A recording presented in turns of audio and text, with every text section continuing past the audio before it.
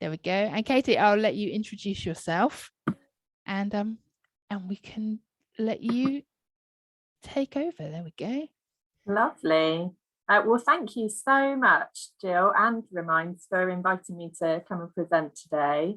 My name's Katie Birts. I'm a clinical psychologist with the BRS team in Southampton, which is an integrated health and social services team for families. And today I'm going to present on the impact of trauma on children and young people. Before I start, I just want to kind of put a health warning in there that talking about trauma for over an hour is tough. That's tough going. Talking and thinking about this topic is a hard thing to do. So I just want to invite everyone to take care of yourselves in whatever way you need to during this session. Many of us will have been exposed to trauma either directly or through our experiences with other people. So just be thoughtful about how you feel at the end of this session, and make sure that you make time to talk things through with someone you trust. If you do leave the session feeling unsettled or upset or worried, so please, I know this can be difficult to do, but please do take this seriously. So thank you all. Just to give a brief overview of what I'm going to try and cover today, we're going to think a little bit about what is trauma.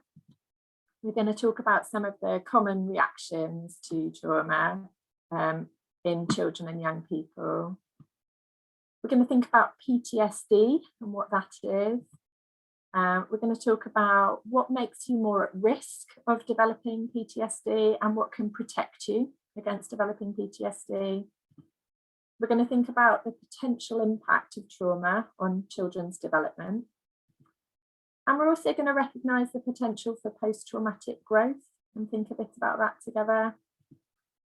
We're going to spend the last part of the session just thinking about how you can help your children if they are exposed to traumatic events, and also how you can help them to be protected against, more resilient against the possibility of difficulties following trauma. And I will do a little bit of signposting to some additional resources. I am going to try and make today's session a little bit interactive. It's much more meaningful for people if you do comment and ask questions and kind of contribute to the session. So please feel free to do that as we go through. So I guess the first question is what is trauma? Well, the American Psychological Association defines trauma as an emotional response to a terrible event. So it's the response to an event that makes it trauma. And I'm sure many of you will have come across the term adverse childhood experiences. We're often talking about ACEs at the moment now in terms of trauma. And an adverse childhood experience is a potentially traumatic event that occurs in childhood, 0 to 17 years old. But I'd like us to talk together now if we can. So is anyone able to volunteer their ideas about what sorts of events might be experienced as traumatic?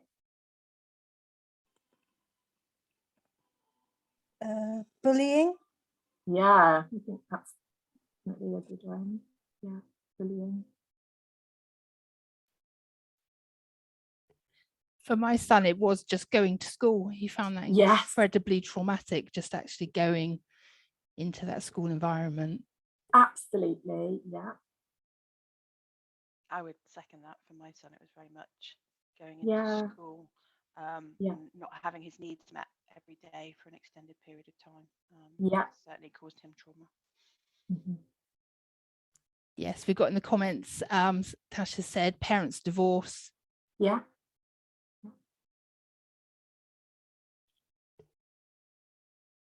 I think a bereavement, you know, those sort of classic things. Yeah. Bereavements. And obviously, you know, in thinking about what's going on in the world at the moment in the Ukraine war. Yes, absolutely. Natural disasters, We've childhood abuse. Sorry. We got another one in the comment section, being sent to a psychiatric hospital. Yeah. So another big trauma. Absolutely. And I guess the next question is, can two people experience the same event but be affected differently?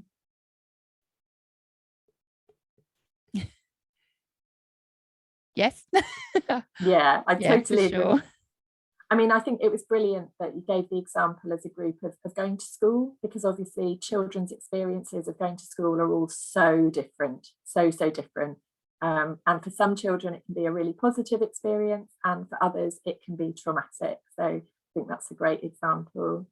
And even experiences that you might consider all people to experience as a trauma, that can still have a different impact on different people. And I think that's really important and interesting to consider.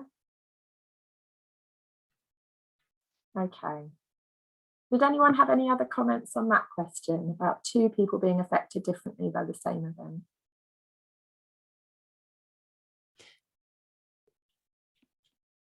Just waiting to see if anyone's typing in the chat. Thanks, That's all right. I think it's interesting because I think some people don't, if we're trying to explain this to other people, don't necessarily consider trauma to be something like going to school. If I said my son was traumatized by it, then you can, teachers and other, people that didn't understand would sort of roll their eyes. So it's interesting to know that that is sort of considered a type of trauma. I think if you have a strong emotional response to something that you experience as terrible, then that is a trauma response, isn't it? Yeah, that's really good to know. So let's move on to the next slide and think a bit more about what are some of the common reactions that children might present with after experiencing trauma. And I'm sure lots of these are things that you will be familiar with, but sleep difficulties are a very common response. So whether that's difficulty falling asleep, waking often in the night, experiencing nightmares, intrusive memories or images, so not being able to stop memories of difficult events coming into your mind, or having flashes of images or flashbacks to an experience is a common reaction. Getting stuck in wanting to play or draw about the event over and over again in order to try and process it. So you might see children playing the same game out over and over as a way of trying to kind of process what's happened. Or on the other side of that, trying hard to avoid thinking or talking about the event. So just shutting down whenever questions are asked and actively trying to avoid thinking about it. Or avoiding things that remind them of it. So not wanting to go to certain places, not wanting to wear certain clothes, or talk about things, listen to music that reminds them of that particular event. Having kind of emotional reactions on a bit of a hair trigger, so getting angry, upset or scared much more easily than normal. You might notice some concentration difficulties. You might notice that they're much more alert, so sometimes we refer to it as being hypervigilant, so really alert to threat, and that can often mean that they're more jumpy, having an exaggerated startle response and being really clingy to you as their parents or carers. You might notice it coming out physically, so they might be complaining of stomach aches or headaches or feeling sick more often than they would normally.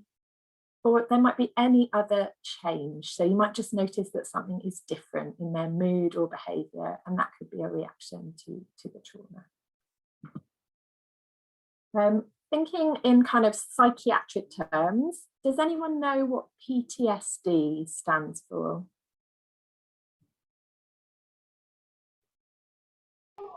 It's postnatal something stress disorder. Yeah, you're absolutely right. It's post-traumatic stress disorder, but you're right, it can be postnatal, it can be after birth. But PTSD more generally is post-traumatic stress disorder. And that is the diagnosis of the psychiatric diagnosis that can be given after a traumatic event. And it can affect anyone who's been exposed to a traumatic event, but it's really important to recognise that only some people exposed to trauma go on to develop PTSD. So the research tends to suggest that about 16% of children who are exposed to trauma then go on to develop PTSD. So actually only a small proportion of children. And it is completely normal to experience difficulties after a trauma. So all the things I just talked about as normal, common reactions to trauma, you might expect after a trauma, but you would expect those to get better over time. And if things aren't getting better after a month, that's when you might consider a PTSD diagnosis. And if we think about the diagnostic criteria for PTSD, what they say is that PTSD can be diagnosed if someone's been exposed to an incident where they experience threatened death or serious injury or sexual violence, and then they are experiencing intrusions. So that could be intrusive memories, nightmares, flashbacks, or intrusive distress whenever they're reminded of the trauma. When they're trying hard to avoid remembering the trauma, so that might be either by avoiding things externally, places, people, anything that reminds them of the event, or when they're trying to avoid thinking about the event. When they're having negative thoughts and feelings related to the event, and when they've got that experience of hyperarousal and hypervigilance, so when they're super alert to danger. And those difficulties need to have lasted for more than a month since the traumatic event, and those difficulties need to be causing distress. So if all of that is present, that's when a mental health practitioner might make a diagnosis of PTSD. And of course, PTSD would only be diagnosed within a mental health setting. Can I ask, somebody's asked on the chat, does it present differently if a child's autistic? Oh, that's a really good question. Yes, I think the reality is that it's not just about the presence of autism, it's just that all people present differently. So you might be looking, if we go back to the criteria, those things would still need to be present, but they might be communicated or shown in a different way. So you would have to know your child really well, and you would have to help the mental health professional understand your child really well to work out how is it that they are presenting in that way. Does that make sense? So yes, yeah, you would still need to evidence that criteria, but of course, different people and different children would kind of communicate those difficulties in a different way. Yeah, that makes sense. Thanks. So let's have a think about what if only 16% of children exposed to trauma go on to develop PTSD. What makes that more likely? What are the risk factors there? And the first risk factor is just the nature of the event. So events that involve a very high risk of death or significant harm make it much more likely that someone will go on to develop PTSD. There's also something about being female that makes it slightly more likely that you'll experience PTSD after trauma. If you already have a mental health difficulty, such as anxiety or depression, that might make it more likely to develop PTSD after trauma. If you don't have access to family support, or your family's under a high level of stress or is not functioning well at that time, again, that can increase the risk. If as a child, your parent or carer has had a strong trauma reaction to the event or is experiencing PTSD, that can increase your risk as a child of going on to develop PTSD in response to the trauma. If you've got poor social support, either within school or in your community, so if you've just got a reduced support network, again, that can increase the risk. And if your general coping style is through withdrawal and avoidance, that can increase the risk of developing PTSD. But what are the protective factors? What makes it less likely that you'll develop PTSD after a trauma? Having good family support is a huge protective factor, and good social support. So if you've got people in your family and your extended network who you can reach out to and talk things through with, that will protect you against PTSD. It's a protective factor.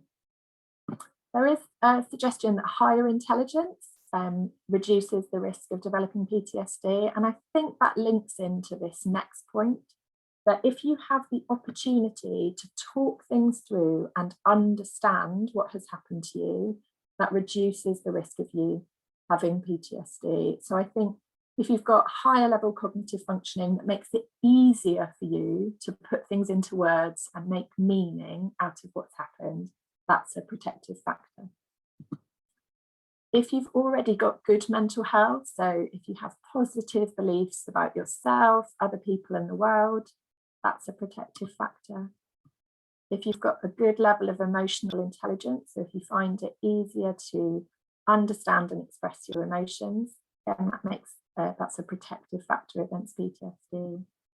And if you've got some existing positive coping strategies that work well for you, and of course those will be different for different people, but if you are able to reach out and access support and you've got some good emotional regulation skills, that will be a protective factor for you. Can I just ask a quick question that's come on the chat?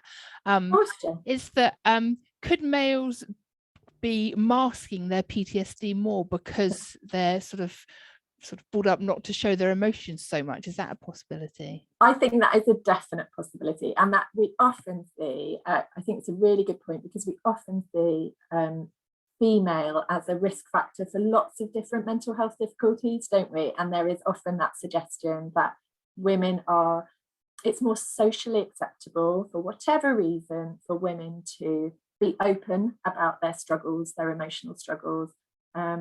And that's not a good thing at all, that men don't feel as able to be open about those emotional struggles. But yes, I would agree with you. I think that is a possibility, because in the research, they're not really able to explain why women would be at higher risk of developing PTSD.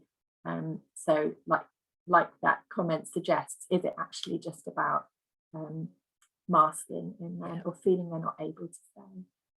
Okay.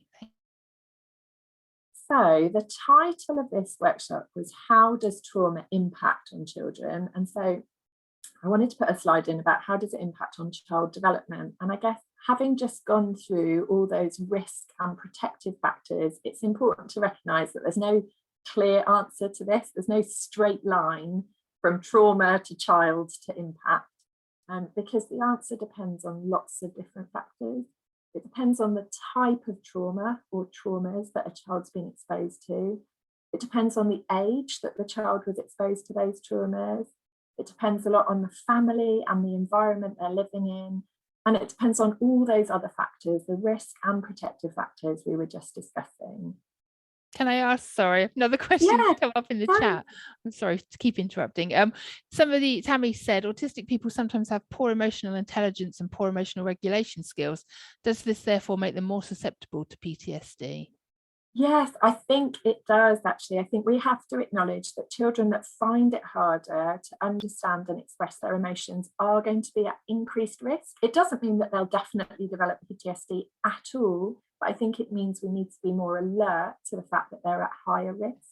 Yeah. And we know that children with neurodevelopmental difficulties are at increased risk of all mental health difficulties. So that's why it's so important that we proactively offer support in order to increase the other protective factors. So we need to counterbalance that risk, don't we, with increased protective factors. Yeah, absolutely. Thank you. So I guess the next bit I wanted to talk about when we're thinking about the impact of trauma is to think about how our brain responds to threat. And our brains are absolutely marvelous because they prioritize our survival over everything else. So if our brain spots something that it thinks is a threat, it immediately and automatically triggers our survival response. And that response could be one of 4 options. So we might fight to attack the threat and protect ourselves. We might flee, we might run away and try to escape the threat. We might freeze in a sort of play dead, be still, avoid provoking the threat. Or we might fawn, which is to sort of be compliant and meek in order to placate the threat. And we don't get to choose what our brain's going to go down, which route our brain's going to go down. It's an automatic response, and it's just about our brain trying to help us survive. And I think the other thing that's tricky is we don't get to choose what our brain interprets as a threat. So sometimes we get a survival response in a situation that we really don't want to go into survival in. So for example, feeling anxious about delivering a workshop to lots of people triggers anxiety. My brain thinks it's a threat. So I'm getting all that kind of adrenaline through to help me run away from you incredibly scary people. But unfortunately, I can't. It would be socially unacceptable to run away from you all. So I have to find a way to say, thank you very much, brain. I appreciate you just trying to help me survive, but that isn't that useful right now.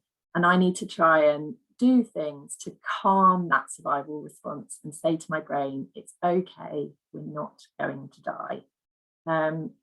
But that's a really tricky thing to do, even as a full-grown adult. And so for a child, helping them to understand that that survival response is normal, it doesn't mean there's anything wrong, is really helpful.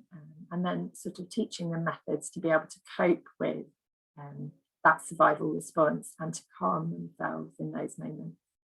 So that's one part of the brain response. But the other thing to understand about trauma is that when you experience a trauma, the way the memory of that trauma is stored is differently. So it's not stored in a nice kind of coherent narrative.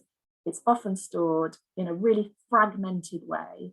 And so as sort of little bits of sensory information, as well as information about kind of what actually happened, what they were thinking, feeling, what was said, etc. And so innocuous things that were present at the time of that trauma. So, for example, if you were making a bacon sandwich at the time of an earthquake, then that innocuous bit of smelling bacon can get associated with the intense danger you experienced at that time. So then the next time you smell bacon, your brain says, oh my gosh, we're in significant danger, we need to survive, and so triggers a really strong survival response.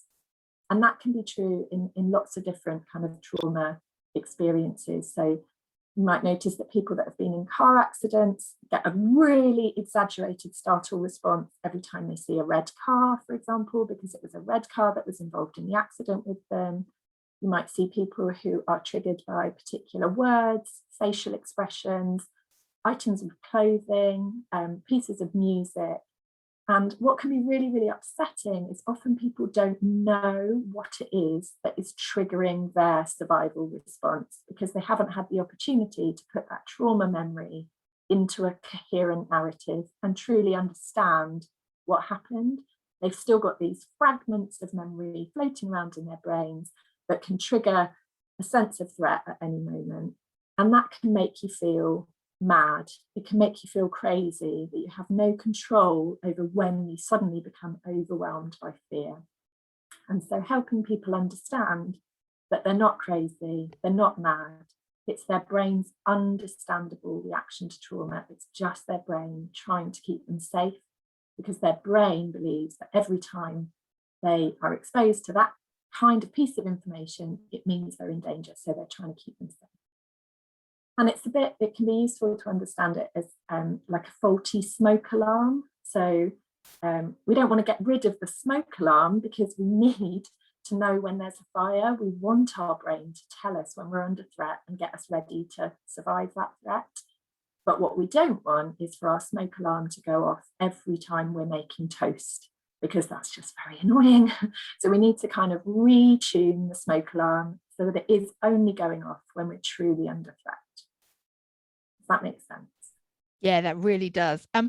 We've had a question to say, is there a way to kind of help a child that always reacts in, or an adult that always reacts in one way, sort of learn to react differently? So if they always go into the fight mode, is there a way to help them react to that trauma maybe in the freeze mode, for example? You don't get to choose, unfortunately. And I think that's what can be so upsetting for someone that's been exposed to, say, someone that was exposed to a really serious assault, for example, and then they feel incredibly embarrassed that the way they responded was, say, to freeze, when they always thought of themselves as a fighter. And it's important to understand that we don't get to choose how our brain responds to a sense of threat. And what our brain does is analyze all the information in a split second and decide what it thinks is most likely going to lead to our survival. And so we don't get to choose which response we go down. And the most helpful thing, if you keep being triggered into a survival response, is just to learn ways to understand that. So to notice when you're starting to be triggered into fight, flight, freeze or fawn, and to then try and engage your higher level cognitive function to truly analyze the information and say, am I actually under threat?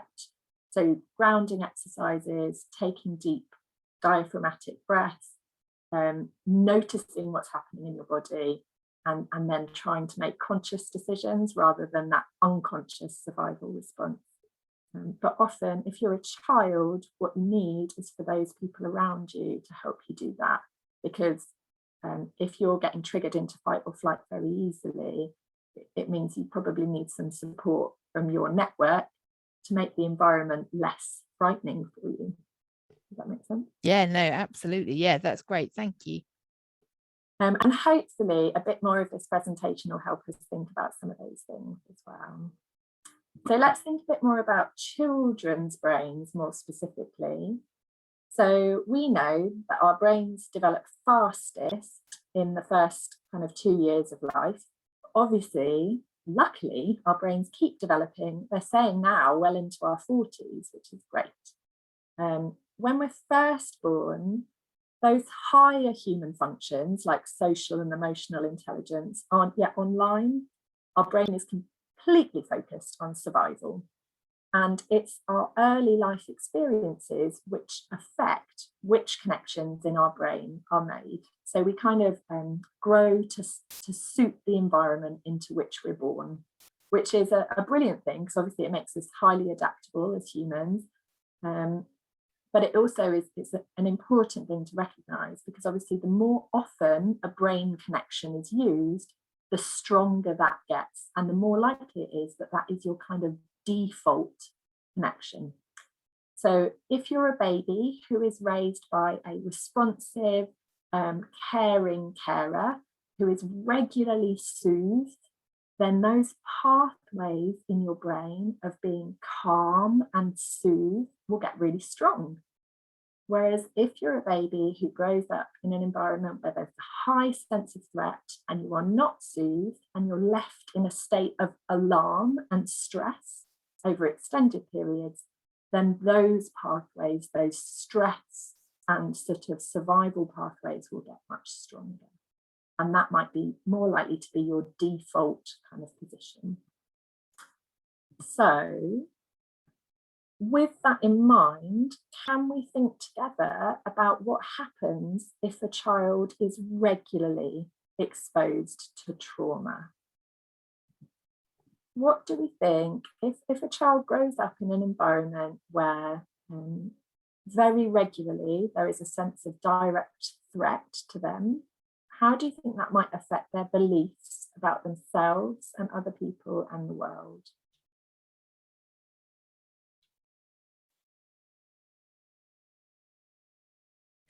I'm trying not to jump in and let other people either type in the chat or come on.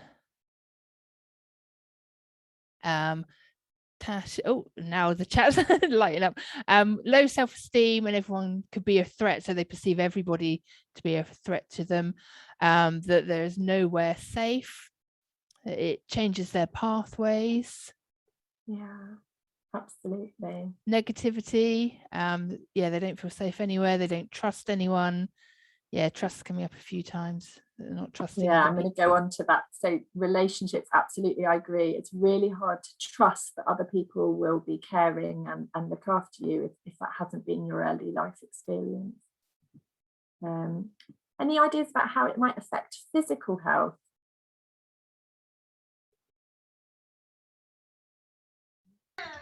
Pain, upset stomach, feeling sick, just generally feeling poorly in themselves, overeating, undereating.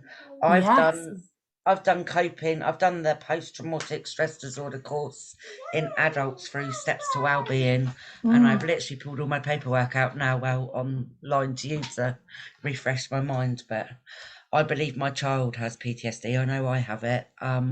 Unfortunately, being a DV relationship, it has passed on to both my children. Oh, thank you, Sarah, for being so open about that, because it sounds like you've got lots of direct experience of this. And yes, I agree. I think it can have a significant impact on your physical health. And you were talking also about the coping strategies, you know, the overeating and things as a way of coping. And obviously that then has an impact on physical health too. Nightmares is one big one as well. Yeah. And if you're having regular nightmares and not getting enough good quality sleep, that has a big impact on how you feel generally, doesn't it? Yeah, absolutely. We've got some comments as well, saying all growth going into the wrong bits of the brain, stomach issues and pain caused by anxiety, catastrophizing everything. Oh, I have children that do that. They can trigger lots of other things such as CFSs, number of issues including long-term health conditions, and it's hard for them to trust professionals and people they don't know. Yes, yeah, which is doubly hard because obviously it's the professionals who should then be able to support them with this. But if you have difficulty trusting that people can offer care to you, then how do you trust that they can be helpful? Yeah. Thank you all. Those are brilliant suggestions, and you've clearly got really good insight into, you know, the potential impact of trauma in childhood. What I'd like to do now, if I possibly can, is show you a video by the Childhood Trauma, the UK Trauma Council, sorry. But I'm not sure how I can most easily do this for you. So I think what I'm going to do is stop sharing, come back, and then I'm going to share again and try and go into the video. So hi all. So let's see.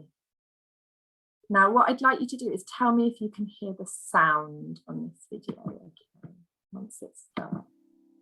Yeah, we can hear the sound. Is much more than a story about biology.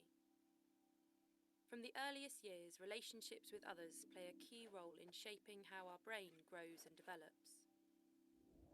Early relationships, where there is abuse and neglect, have a long-term impact on children. A brain that has adapted to survive in a threatening or unpredictable world may not work so well in an ordinary environment. This can create what is called latent vulnerability, where early abusive or neglectful experiences with carers put children at greater risk of experiencing mental health problems in the future. For these children, compared to their peers, common experiences like moving to a new school can feel more daunting and stressful. New faces can appear threatening, while positive social cues can be missed.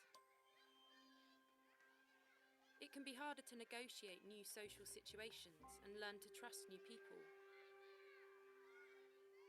Even fun experiences like joining a new sports team can be challenging. Too much focus on potential threat cues can mean missing out on positive social cues such as a playful nudge. Or it causes an overreaction, which leads to an increased risk of conflict and sometimes violence. These reactions can increase the likelihood of generating new stressful events. It's harder to deal with everyday challenges when you feel unconfident and anxious inside, and harder to build and maintain relationships. Over time, this can mean a child loses friends and the support of adults, and so misses out on opportunities to grow and develop. This social thinning can increase the risk of mental health problems in the future. Neuroscience research is beginning to shed new light on how vulnerability unfolds over a child's life. All children need care and stimulation from adults who value them and who show them attention and love. These experiences shape a child's brain development. When children face traumatic experiences like abuse and neglect, their brain adapts to help them cope. We know of changes in 3 different brain systems: the reward, memory, and threat systems. Experiences of domestic violence or physical abuse can lead to hypervigilance, where the brain reacts more to threat. This might help a child stay safe in an early adverse environment, but it can cause problems in more ordinary environments. Hypervigilance can best be understood as a pattern of adaptation rather than a sign of damage. Abuse and neglect can also mean a world where a child's basic needs for care and attention are not met. This can shape the brain's reward system, the part of the brain that helps us learn about positive aspects of our environment and motivates our behaviour. Over time, the brain's reward system can learn to respond differently to things like positive social cues. Neuroscience studies have also pointed to changes in the autobiographical memory system, our memory of everyday past experiences. Following trauma, negative memories appear to become more salient, which means they become more prominent than positive ones. And everyday memories can also become less detailed. This is a problem because we need to draw on past experiences to help us deal with new social situations. Neuroscience research is showing how childhood trauma can create latent vulnerability, increasing the risk of later mental health problems like anxiety and depression. This vulnerability is not just located in the child, but arises through their relationships. Helping children who have experienced trauma still requires ordinary boundaries and consequences, but it also requires us to step back and reflect and see behaviour that we find challenging in a different light. A child may simply be doing their best to survive now, with brain adaptations from the past. We know a child's brain has the capacity to continue to adapt. For this to happen, they need our help to build and maintain trusted relationships, manage everyday stresses, and prevent new ones from happening. We need to encourage them to try again and believe things can be different. This is far from an easy task and takes time. Science is helping reframe our understanding of childhood trauma. Seeing children's behaviour in a new light can mean we respond differently. But there is much still to learn. Working together, we can develop more effective approaches that promote resilience and recovery. We can help children build trusting relationships and create opportunities for their brains to adapt in new ways.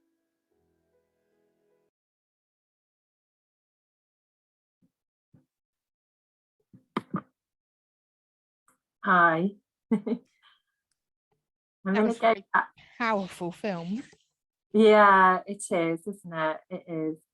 I'm going to go back to the presentation now if I can. And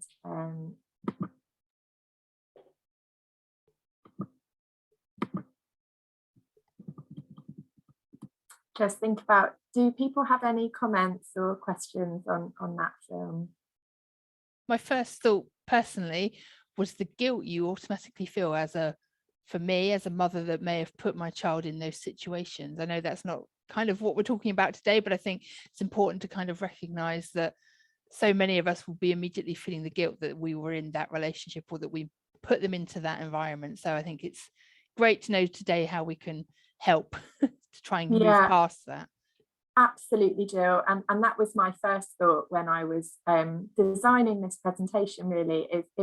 It's our default position as people who love our children, isn't it, to always wish we could have done more and protected more. And unfortunately, there's no getting away from that as a parent, is there? That if you care about your children, you're bound to feel guilty. Yes. So I hope that this next stage of the workshop will actually give us an opportunity to feel proud of the things that we have done and are still doing to support and protect our children. But I completely hear you, Jill. Yeah. Thank you. Let me see if I had just a couple of comments. If the social isolation as a child has continued into adulthood, is it too late to help? Never, never, ever too late. Absolutely not. That's what's so brilliant about knowing that our brain continues to develop and shape into our 40s, if not beyond. So no, nothing's ever too late. Okay, I think those are sort of the main comments. Thanks. Sure. And I guess one of the things that I really want to spend time recognizing is that just because you've been through a trauma, that doesn't mean that there is only negative consequences of that. There's more and more research coming out now about post-traumatic growth. And remember, we only talked about 16% of children who'd experienced a trauma going on to develop PTSD. So what's the impact on all those other children? And I think it is highly possible that children go on to grow from surviving a trauma. And they've talked about 5 different domains in which you might see growth or positive change. So being open to new possibilities, having different relationships with others. So that might mean stronger relationships with people that were able to offer you care and support through a trauma. Acknowledging your own personal strength. So the fact that you were able to survive and keep going through a traumatic event. Particularly for children who have an existing religious belief, there was often a sort of strengthening in that, or a sense of spiritual change. So perhaps increased spirituality or an increased sense of connection, and a greater appreciation of life. So I think that's really worth recognizing, that we're not just talking about post-traumatic stress, we're also acknowledging post-traumatic growth. Can I just ask, sorry, somebody's Yeah. put in the chat that her husband passed away 7 years ago and the children were 4 and 3 at the time. How does this affect the child's brain? Oh gosh, that's a really big question. And without knowing your children directly, I don't know. I guess you'd be the best person to answer that, really. I think that a bereavement, and particularly of a parent, is a massive, massive thing for you all as a family, of course. And there's no getting away from that. But the way you have supported your children to move through that, to understand the loss, and to continue together as a family, I mean, you would be the best person to tell me, but there might well be some growth as a family in that, as well as just an enormous loss. So in terms of the direct impact on the brain, I'm not sure I can completely answer that for you, I'm afraid. But what I can say is that the way you're supporting your children through that, and the way you're role modeling your own coping with that, can lead to increased resilience and resources. That's great, thank you. Sarah's asked, how long after a trauma does PTSD show? So it has to be that the difficulties haven't improved after a month. So if you're still seeing difficulties a month after a traumatic event, and there's no sign of improvement, and they're kind of ticking all of those different criteria that we discussed, then you might consider PTSD. Thank you. That's all for now. Okay. So as parents and carers, if your children are exposed to trauma, how can you help? What can you do? And I think the first thing, which is no sort of surprise, I'm sure, to any of you, but is just to do everything you can to make your home feel safe and predictable. And that is through the unconditional love and warmth you show your children, through regular opportunities on a daily basis for play and connection. And that's kind of child-led, completely protected playtimes where they can feel enjoyed by you.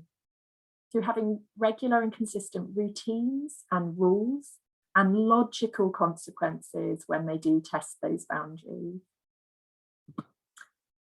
If your child has been through a trauma, it's important to help them understand what has happened. So in a child-led way, going at your child's pace, if they want to talk, being available to talk to, and answering their questions about the event truthfully in a way that helps clarify any misunderstandings.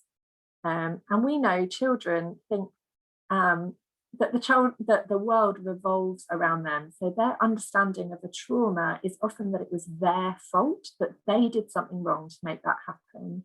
So helping them understand with honest answers to their questions exactly what happened and why can help kind of clarify that. And often children communicate best through play and drawing. So if that's the way they would like to make sense of what's happened, then being led by them and doing that with them. But as I said before, you need to go at your child's pace. So if they don't want to talk about something, we need to respect that. But if they do bring it up, and often they bring it up in the most awkward scenario, like walking around Sainsbury's or whatever, or in the car is a classic, then trying to answer those questions as best you can, and saying that you'll protect space perhaps at a more convenient time to do more talking with them. We talked today about the normal brain responses to experiencing a trauma and the normal survival response. And so helping them understand that, and to know that the physical sensations that they're experiencing when they're becoming anxious are normal, and it's just their body trying to help them survive. So again, just helping them understand that they're not mad. It's an understandable reaction to high stress and trauma. And helping other people in your child's life understand too. So maybe talking with school or extended family or your family's support network, and thinking about how everyone can be on the same page around understanding what your child has been through, how they're responding, and then having a consistent kind of way of supporting your child through that. This is really, really important, and it's probably the thing we're worst at as parents, but you cannot pour from an empty cup. So you cannot look after your children well if you're not looking after yourselves too. If you have experienced your own trauma alongside your child, it's very, very important that you seek your own support around that. In part, that's so that you're role modeling for your children, that it's okay to seek support, and role modeling those coping strategies, but it's also just to keep yourselves well and to have the resources you need to keep looking after your children. I think often we forget about the really simple things, like maintaining a healthy diet, keeping up a good sleep routine, making time for regular exercise, and accessing meaningful activity that gives us a sense of pleasure and achievement. And of course, we put our children first, but if we do that to the detriment of our own mental and physical health, then we're not going to be able to meet our children's needs. So just regularly taking stock of, am I looking after myself as well as I can? Is there anything else I can be doing that helps me to better take care of myself as a parent or carer? And if you are worried about your child's emotional health, if you think that they are presenting with a kind of extended response to trauma, or you have any concerns about their response to trauma, then I think it's worth going to your GP and asking if you can have a referral to the CAMS team, or accessing services like Yellow Door or No Limits to think about getting additional support for your child and also for you as a family. And I have on a future screen just put the websites. I'm sure you guys are all aware of some of the local resources, but I have shared some of those in the screen. Thank you. Sorry, I had a few questions come up from that. Can I just ask the question? Please. Brilliant, thank you. So one of the questions is, what happens if this doesn't help when having a therapeutic parenting approach, and when grounding techniques only escalate the child because they feel like they don't deserve to feel better? Oh yeah, that's so hard, isn't it? And I think children who've experienced kind of developmental trauma throughout their early childhood, it can be very hard for them to accept that kind of care. And I guess that's where we have to hold the faith, because even though they might feel undeserving of that kind of love and consistency, we know that they deserve that. And so we have to hold faith that by being consistent in offering that therapeutic parenting, slowly, we are creating new neural pathways around being lovable, around being soothed, those sorts of things. I think there's an enormous amount of faith required in parenting, isn't there? So I think consistency, and then making sure you're accessing your own support around that, getting professional help if you feel like everything you're doing isn't enough. You need to be held in that too. Okay, thank you. Next question is, what if you can't help them clarify the situation as you agree with them and not the school? So this is where we're talking about school being a sort of traumatic place. I think so, yeah. Yeah, I think that's really hard, isn't it? I mean, I think when we go on to the next slide, we're going to talk about acceptance and kind of how you can offer a child where they truly feel accepted, in that their internal world is accepted, and you have empathy for that. So I think where there's difficulty coming to a sense of agreement over what's right in an extended network, one of the most important things is that the child feels heard and understood and accepted. And I think building empathy in the whole network around a child is really important. The next question actually leads on from that. It says, if the consistency isn't available from the families, they deny the experience. How do you accommodate this? So if the family denies the experience, yeah. So do you think we're talking about a child that's in a foster placement or in another? I'm not sure. The person who put the comments, sorry, I'm getting more comments coming up there, all disappearing on me. You're very welcome to unmute if you'd like to ask a bit more detail. It might be something we can come back to. It's really hard, isn't it? And I think what's so difficult about these sorts of workshops is obviously I'm giving kind of a generic overview around this, and every child and every family's experience of trauma is going to be different. And so I think if I'm not able to answer your questions in this workshop and you're still left feeling kind of really worried about your child or their presentation, then it's worth seeking additional support. And I know I'm saying that with a high level of awareness about the limited resources out there, and I can only apologise for that on behalf of all services, because we all wish we had there was more available to children and families. But if you are worried, I think it's worth kind of thinking about who else you could reach out to talk those things through with in more detail, because without really knowing a child's situation, it can be really hard to answer the questions in a way that's truly helpful. Yeah, of course. Tammy said, what can you expect from CAMHS? So if you did refer to CAMHS for this, what kind of response is there? What sort of support is there for trauma? Sure. So I think if your child is diagnosed with post-traumatic stress disorder following a trauma, you would expect to have access to a trauma-focused therapy. So that might be trauma-focused CBT. And during that, your child is given the opportunity to build some coping strategies around managing that hyperarousal, hypervigilance, that emotional dysregulation, to help stabilize their emotional health.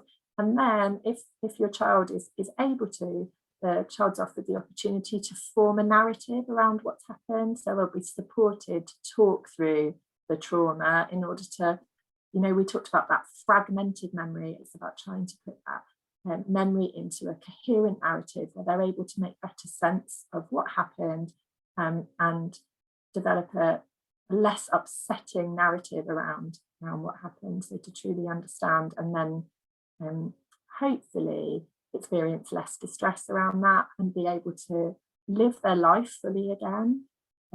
So that's trauma-focused CBT, and EMDR is another trauma-focused therapeutic approach that they might be offered. And again, that's about trying to help reduce the level of distress in response to the trauma and have access to a coherent narrative around that trauma. Okay. Is there anywhere, sort of particularly if you're on a waiting list for CAMHS, to get help for this, that anything you can, anywhere you can go to get that support while you're waiting? Yeah, so I think in the slide, in a couple of slides time, I've put a couple of websites on in the resources, and also Yellow Door is a voluntary agency that specifically focuses on supporting children who've experienced trauma. And No Limits obviously is another voluntary agency that can offer emotional health support. That's great. And I know obviously your focus today is on children. Do you know of anywhere that parents can get support for their own trauma, which could be caused, the question is, that it could be caused by seeing their child traumatized and a career burnout, when there's sort of it doesn't seem to be a lot of commissioned services within adults. That might be a question for our adult mental health teams that we work with. But I didn't know if you knew of anything off the top of your head. Oh, not off the top of my head, apart from, I know Sarah already mentioned the Steps to Wellbeing service. So it would be about going to your GP and accessing adult mental health services. Okay, that's something personally we'll find out more about that. We've obviously got a workshop coming up with Steps to Wellbeing oh, brilliant. in a few weeks. So anyone that's interested in coming along to that to find out some strategies for themselves, let us know. But yeah, I'll find out more from adult mental health, and maybe we can get them on to talk about trauma as well. That's a good idea. Yeah, I think that's it in terms of questions for now. I'll just go on to this. I'm sure some of you will already be aware, because I know people have commented on using therapeutic parenting techniques, but PACE is sort of an attitude, an approach that you can take as a parent that really supports that sense of safety in your child's relationship with you. And PACE stands for playfulness, acceptance, curiosity, and empathy. And it's not so much a set of techniques as just a way of being with your child. And it comes from the dyadic developmental psychotherapy approach that Dan Hughes and Kim Golding have developed together. And originally it was designed for children in kind of foster care or adoptive relationships. But I think it's equally applicable to all children. I think that if you can bring a sense of playfulness, and that means kind of just a sense of enjoyment of being with your child, of connecting, of having pleasure in your interactions with them, of being spontaneous, of being fun, of having fun together, and making sure that those moments happen regularly.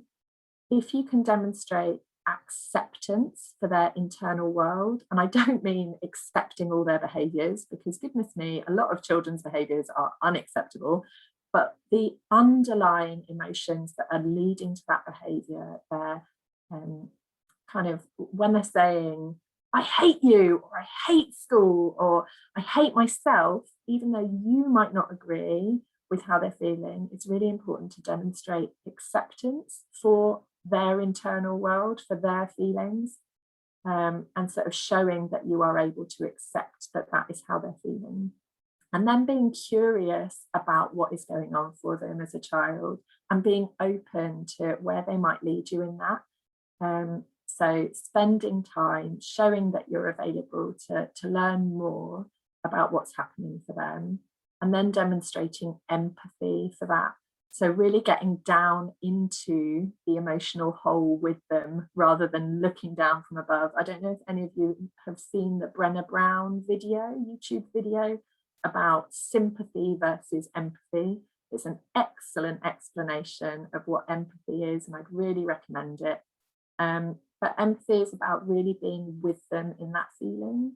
And I think what's important to acknowledge is when you're truly empathic, that also makes you vulnerable to your own negative feelings, because you're truly connecting with their feeling. So that's where it becomes particularly important to maintain your own self-care, so that you remain well despite truly connecting with your child, but showing them that you are working hard to understand how they're feeling in that moment. And I think if you can maintain that kind of PACE approach on a fairly regular basis in your parenting, then you will be absolutely ticking that first box that I put on how we can help our children around making the home feel like a safe and loving place to be. Okay, this is just a slide about further resources around either accessing local support, so Yellow Door, No Limits, or accessing kind of national services that can tell us more about trauma. David Trickey is a clinical psychologist who is really, really hot on childhood trauma, and his website has some excellent resources that help us understand how we can support children who've experienced trauma. So I'd recommend going there. The Childhood Trauma Recovery Network, that's where they've got more resources there as well. And the UK Trauma Council is where that video that I showed you was from. So feel free to access those. What I would like to just finish with is kind of an acknowledgement that we've been talking about some difficult things, and you have been a brilliant audience in terms of connecting with your own experiences and being really open about some of the things that you've experienced. So what I would like you to do now is to think about, following this workshop, how you are going to go and fill your own cups. So can anyone make any suggestions as to what they're going to do now to just reconnect with your own needs and take care of yourselves? I think I'm going to have a cup of coffee. That sounds like a great. And so is Angie, which is handy because we're both in the same office together. So that's fantastic. Yeah, Tash is going to take the dog for another walk. Yeah. Yeah, that's a really good idea. Oh, Rebecca's going to make a cake. Oh, that sounds good. Oh, nice. That sounds lovely. We do, Katie, we run a recharge course, which is all about well-being and resilience for parents. It's a 5-week course, and some of the people on the call today have attended it. And it is about really stopping and thinking about your own well-being, because it's so easy to forget. Oh, and she's also going swimming this afternoon. She's having a nice cushy day. Sue, all right, a question from Sue. Is it ever a good approach to be physical? We always talk about bubble baths and gentle stuff. How about punch bag or kickboxing or chopping up wood?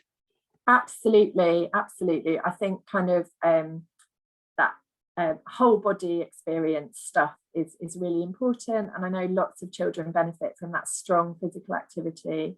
I was reading something the other day that said that you just have to make sure that you find the balance. So if your way of managing stress is always to do high energy, high octane activity like HIIT classes and long, heavy runs or whatever, you might need to be cautious around that, because that's not meeting your body's other needs for calm and rest. So it's just about trying to find a balance, that's all. Thank you. Right, are there any other questions? I feel like it's a lot. I feel like we need to get you back, Katie, because I'm going to have lots of questions in about an hour's time when I've sort of processed everything. I know.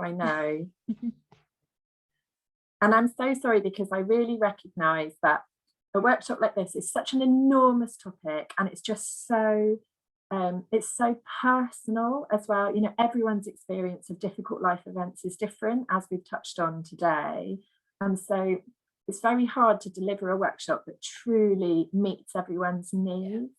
And I think it's also quite hard to accept that something as big as trauma can be healed from something as simple as consistent love. And you almost doubt yourself that that could possibly be enough. But we all know as parents that that is the hardest thing in the world to deliver in a consistent way. And if it feels that hard, then it must be valuable, hey? So it's just about, as I said earlier, I think it's about holding the faith around that and kind of recognizing that even though it doesn't seem to lead to any immediate change or even any big change, that that is still the right way to support your child through something difficult. Is just to be consistent and available and unconditional in your love for them. Yeah, and I think you're right. It's a huge topic, but it's been really helpful, certainly personally, to kind of stop and acknowledge that trauma can be so many different things to so many different people, and the impact it has, and that all the things you can do before you sort of get to the stage where you might need to seek further advice and support, but also to know that it's okay to do that as well. I think it's really useful. Let me just check the chat. Somebody says, we've been working on this approach for the past 2 years and we don't seem to be making progress. The child hasn't been able to learn since they were restrained. I'm assuming that was at school. So yeah, is there a time frame for sort of how long you keep trying and you keep using that approach before you sort of go, okay, this isn't working? Well, I think if you've been trying to do it, manage it on your own as a parent or carer, and there isn't any change, then I think that's when it's time to ask for further support. So if a child has experienced a traumatic incident and they don't seem to be able to move beyond that, it might be that they need some specific targeted trauma-focused therapy around that in order to move forward. And that doesn't mean that what you're doing as a parent or a carer isn't the right thing. You know, absolutely keep doing that, but you might need something else on top of that. Yeah, I think obviously then from our family's perspective, it gets really tricky when they kind of feel they need the support, but they don't. There's not enough support out there, and I think that's something so hard, really challenging for professionals as well, and you know, certainly for parents, that you then reach out for that help and you might then be on a waiting list for a couple of years, or it's really, really difficult. Yeah, absolutely. Okay, right, anyone else? I think we're just about done. Can I say thank you? I think that's been so useful, really, really helpful today to just to have a chat and all the information. Is there any chance we can get a copy of your slides as well? Yes, of course, Jill. Yeah, I'll send those across, and I'll also send across a handout from David Trickey. Oh, that would be great. That's just about how to support your child if they've experienced a traumatic incident. Yeah, no, that would be really helpful. Thank you ever so much. I've just had the parents saying that CAMS don't offer EMDR, and I know that as well. It's not a CAMS thing. It's on their list. It's something they're very much hoping to address. Yeah, I had a meeting just the other day where they were looking at how we could broaden the kind of trauma-focused therapies that are offered as the service. So maybe one day, hopefully. That's really good to know. And I know that they are currently, we've been in talks in meetings with them about redesigning the trauma pathway, and that's coming as well, a bit like they did the autism and the ADHD one. And we'll be certainly going out to parents to gather their views as well. So if you have any experiences you'd like to share with us, please do, because it's really a big focus at the moment. We're certainly finding that so hopefully more will be coming. It's just a matter of hanging on in there until it does. Yeah, absolutely. Lots and lots of thank yous from everyone that's been here. It's been such a pleasure. It really has. Thank you for inviting me. No, it's our pleasure. Thank you for all the work you've put into this. Let me stop recording.